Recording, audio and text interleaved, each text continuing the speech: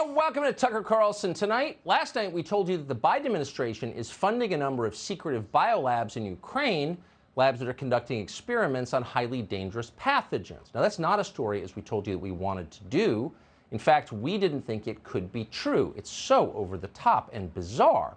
And in any case, the administration had repeatedly and very aggressively denied that they were doing anything like this.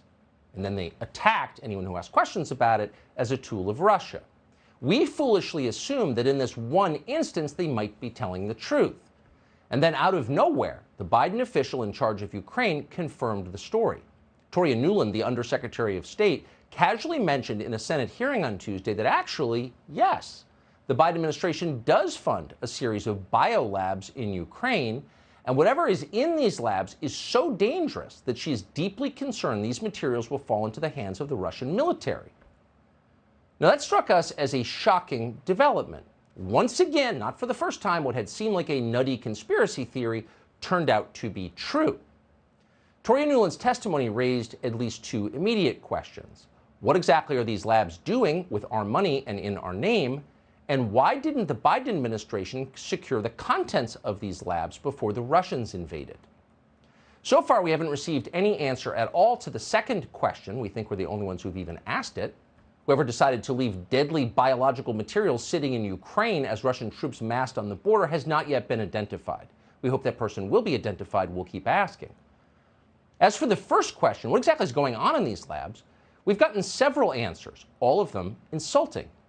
Initially, the administration claimed that the labs were designed to help the Ukrainians fight tuberculosis, as well as various livestock diseases. That's what officials told members of Congress. It didn't seem plausible, and in fact, it's not plausible. And then after our show last night, the Pentagon released what it non-ironically called a fact sheet designed to make the biolab story seem small and ridiculous. Virtually every news organization in America, with almost no exceptions, repeated the administration's claim verbatim with no verification of any kind. Foreign Policy magazine ran this version of it, which was identical to many other versions you saw if you followed the news today. Quote, fact check! DOD has worked with Ukraine to eliminate, in all caps, bioweapons left behind by the Soviet Union since 2005, said a senior U.S. defense intelligence official. But these are not, again, in all caps, weapons labs, as Russians falsely claim, the official said. The Washington Post assured us of the same thing. So did countless other so-called news organizations. Okay, so no big deal. This is not actually a story. The Pentagon's been doing it since 2005. Working with Ukrainians to, quote, eliminate biological weapons left behind by the Soviets. That makes sense. But wait, 2005 was 17 years ago.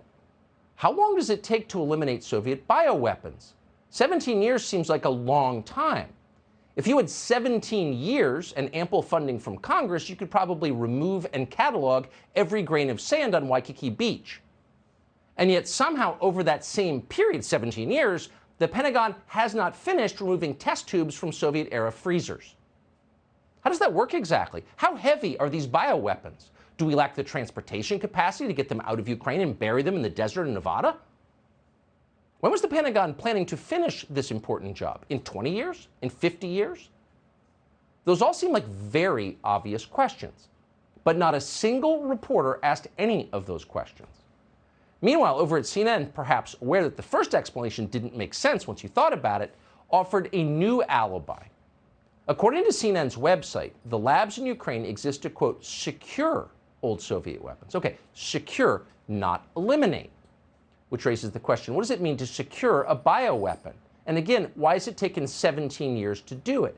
And by the way, if these are really just old Soviet weapons, why is Victoria Nuland so worried they'll wind up in the hands of old Soviets, who presumably already have these very same weapons?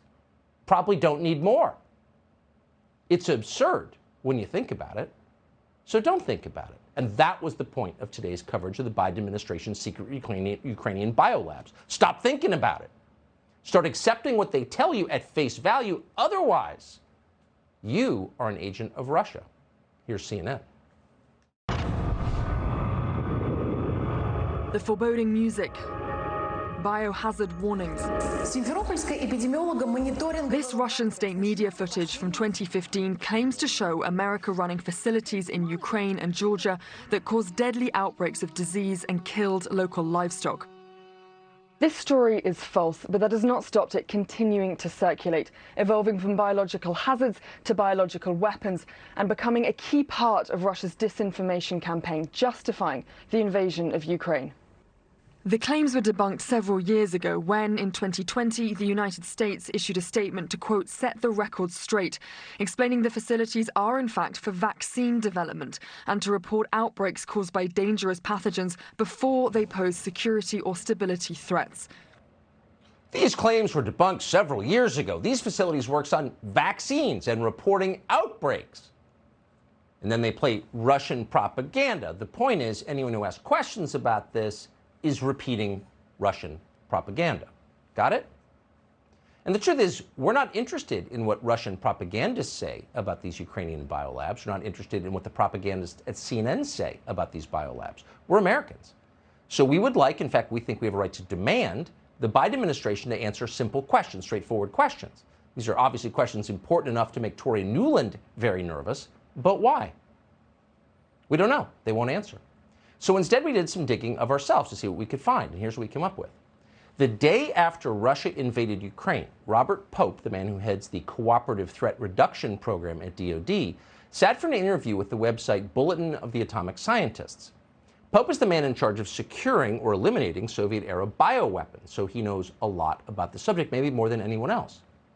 But it turns out that not all of these Soviet weapons are being destroyed or even secured, and Pope acknowledged that in the interview, which apparently CNN didn't see. According to his interview, Pope said the labs, quote, may hold pathogen strains left over from the Soviet bioweapons program, preserved in freezers for research purposes. Pope said that, quote, scientists being scientists, it wouldn't surprise me if some of these strain collections in some of these laboratories still have pathogen strains that go all the way back to the origins of that program, end quote. In other words, because as Pope put it, scientists are scientists, they don't want to destroy all the bioweapons. Instead, they're using them to conduct new bioweapons research. That's what he said. And not just on strains left over from the Soviet Union. The second lie. In fact, the U.S. Embassy in Kiev has acknowledged joint American and Ukrainian research on other pathogens, such as hemorrhagic fever virus. Apparently, there's a lot of this going on in Ukraine, funded by the United States. Did you know that? Why Ukraine? We don't know. We can only guess. We do know that in 2010, the U.S. government helped fund construction of a brand new Level 3 biolab in Odessa, Ukraine. The purpose of that lab was not to eliminate or secure aging Soviet weapons. No. That lab was designed for research on new and, quote, especially dangerous pathogens in Ukraine, the poorest country in Europe. Again, not a hotbed of biomedical research. Why Ukraine? We don't know. Someone should find out.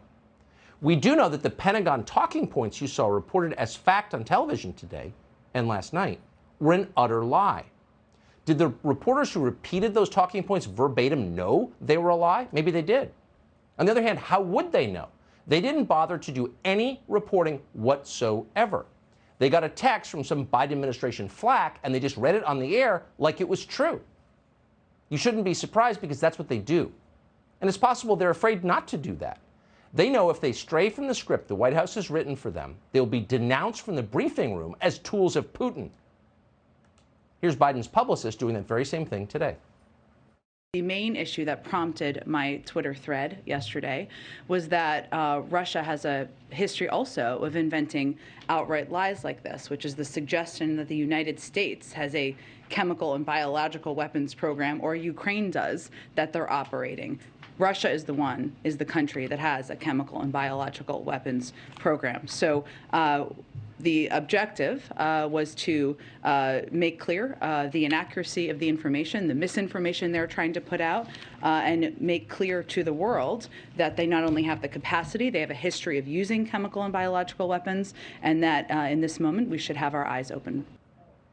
Yeah, but no one denies that. That's the thing. No one denies that Russia has a chem-bio program. That's bad. No one denies that Russia lies, of course, and has for a long time. that Russian propaganda is absolutely real, of course. That's not up for debate. That's all true. The question is, why is the United States funding these biolabs that are not doing anything close to what the Pentagon claims they are doing? Why is the White House press secretary from the podium contradicting what the director of the Pentagon's bioweapons control program has already admitted is true? Why is she doing that? And how should we feel about all of this? Insulted, but also very concerned. There is absolutely a story here, a story that matters. Clearly. That's why they're lying about it. Hey, Sean Hannity here. Hey, click here to subscribe to Fox News YouTube page and catch our hottest interviews and most compelling analysis. You will not get it anywhere else.